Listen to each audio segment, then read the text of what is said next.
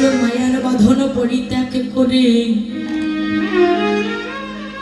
আমায় চলে যেতে হবে তোমার কাছে।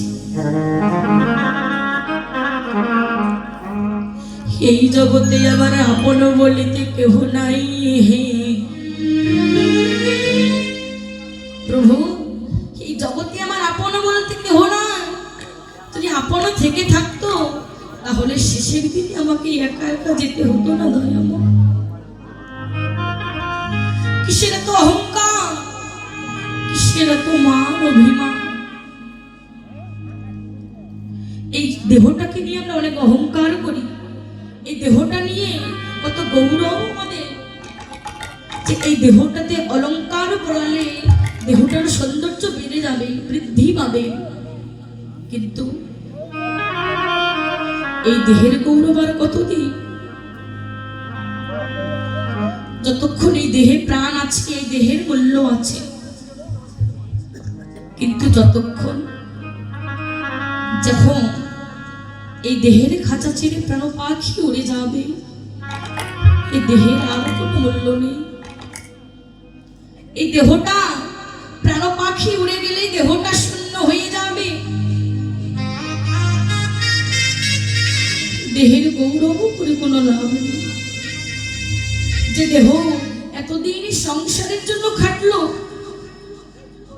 সংসারে শুধু দিয়ে গেল, দিনকে দিন নয়, রাতকে রাত নয়, শুধু সংসারের কিছু মঙ্গল হবে অমঙ্গল হবে সেই প্রত্যাশায় আজকে এই জগতে আমার আপন বান্ধবকে ভুলে গেলাম।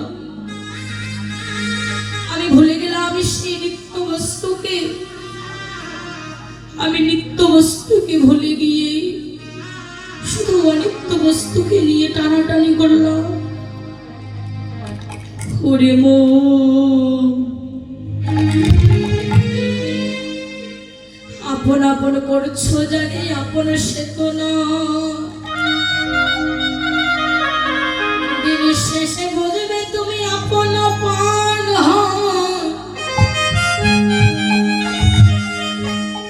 এই সংসারে তুমি কি বা পেলে?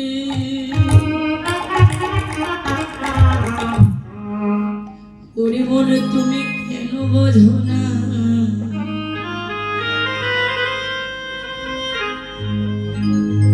এই সংসারে তুমি কি বা পেলে? যত পারো সংসারে দাও, যত পারো তুমি দাও, শ্রম দাও, টাকা দাও, পয়সা দাও, বাড়ি দাও, গাড়ি দাও,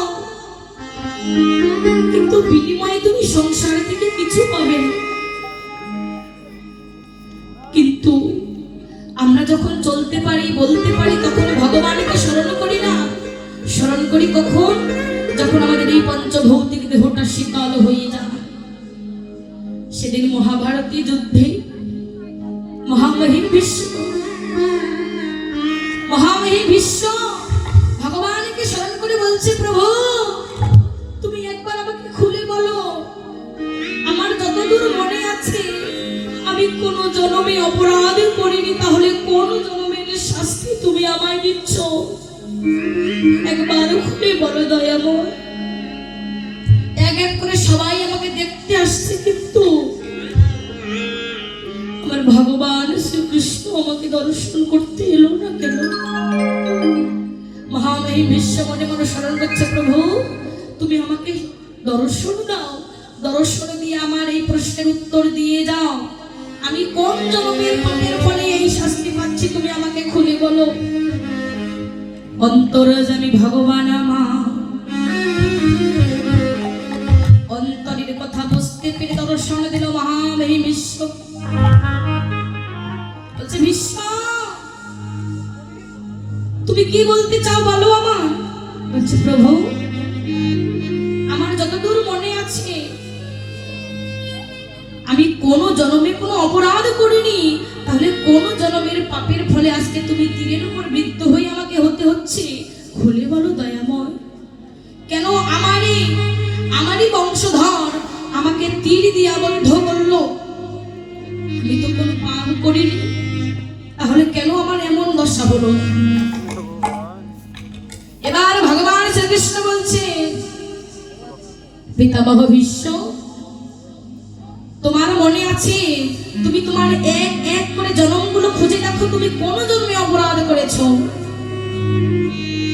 মহামহিম বলছে, প্রভু এক এক করে আমি এবার 100 জনমকে পার করে দিলাম,